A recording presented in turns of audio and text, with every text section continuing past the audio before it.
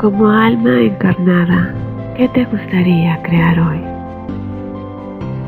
La naturaleza siempre está trabajando, construyendo y derribando, creando y destruyendo, manteniendo todo girando y fluyendo, permitiendo el movimiento rítmico sin descansar, persiguiendo todo en una canción interminable, de una forma hermosa a otra.